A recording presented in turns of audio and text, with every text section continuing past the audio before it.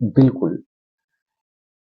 एक सवाल बहुत ही गहरा है ये कि क्या बाबा साहब भीमराव अंबेडकर जी की मूर्तियां बनाकर उनके विचारों की हत्या कर रहे हैं?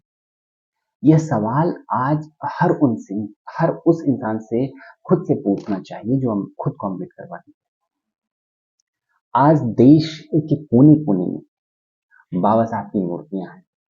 हर साल करोड़ों रुपए खर्च करके नीले झंडे लहराए जाते हैं, रैलियां निकाली जाती हैं। लेकिन कड़वा सच तो ये भी है ना कि आज का जो समाज है वो बाबा साहब को पूछ तो रहा है, लेकिन मान नहीं रहा। समस्या कहाँ है? दो, एक प्रतीकवाद और एक वास्तविकता में। कि बाबा साहब ने जीवन भर रूढ़वादी, पाखंड और अंधविश्वास इन सब के खिलाफ लड़ाई लड़ी थी। तो उन्होंने हमें तर्क सिखाया, विज्ञान का रास्ता दिखाया। लेकिन आज क्या हो रहा है कि जिस समाज के हक के लिए उन्होंने अपना जीवन कुर्बान कर दिया, वही समाज आज उन्हें भगवान की तरह पूजने लगा। बिल्कुल मैं मानता हूँ कि भगवान की तरह उनको पूजने में कोई अ, कमी नहीं, कोई प्रॉब्लम नहीं है, किसी को समस्या नहीं है।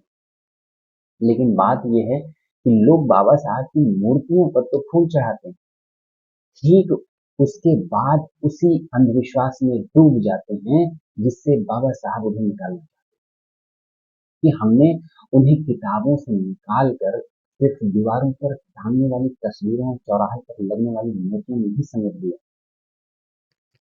कि जय भीम का नारा लगाना दोस्तों तो बहुत आसान है ना, है कि नहीं? लेकिन बाबा साहब के बताए गए रास्तों पर चलना तो उतना ही मुश्किल है। तो खुद बाबा साहब ने मूर्ति पूजा यानी हीरो वर्शिप के खिलाफ चेतावनी दी थी। और संविधान सभा में अगर आप देखेंगे कि आखिरी भाषण में भी उन्होंने साफ कहा था कि राजनीति या समाज में धर्म की तरह भक्ति या व्यक्ति पूजा पतन का सीधा रास्ता है। तो बाबा साहब ने 1956 में जब बौद्ध धर्म अपनाया था तो उन्होंने 22 प्रतिज्ञाएं दी थी। तो उन 22 प्रतिज्ञाओं का मकसद यही था कि अंधविश्वास को छोड़ना है और खुद को मानसिक रूप से आजाद करना है। लेकिन आज कितने लोग उन 22 प्रतिज्ञाओं को अपने जीवन में लागू करते हैं बताइए?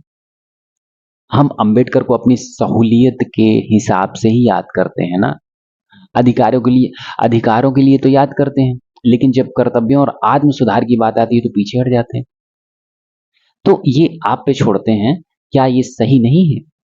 क्या आपको चारों तरफ नहीं दिखता है कि लोग उनके जन्म दिवस और महापरिनिर्वाण दिवस पर जो भक्ति दिखाते हैं, क्या वो भक्ति उनके बताए गए रास्तों पर भी दिखाएं तो क्या समाज कभी पीछे रहेगा? यानी जो किताबें उन्होंने लिखी उसको पढ़ें, उनके बताए हुए अनुसार शिक्षित बने।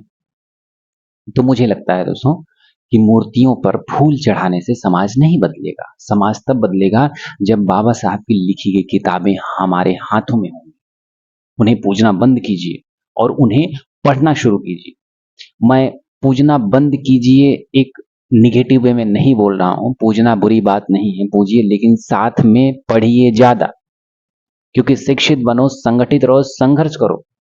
ये जो नारा देते हैं, ये सिर्फ लिखने के लिए नहीं है कि लिख दिए, दीवारों पर टांग दिए और फोटो लगा दिए अंबेडकर साहब की तो काम हो गया और उनके साथ फोटो खींच के स्टेटस पे लगा दिए।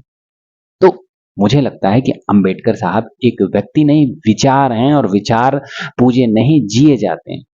अगर अंबेडकर साहब के विचारों को हम लोग जिएंगे, खुद मैं अंबेडकर साहब को बहुत दिल से गहराई से मानता हूँ, उनको सर्वोपरि रखता हूँ व्यक्तित्व में, तो कहीं न कहीं उनके विचार ही हैं।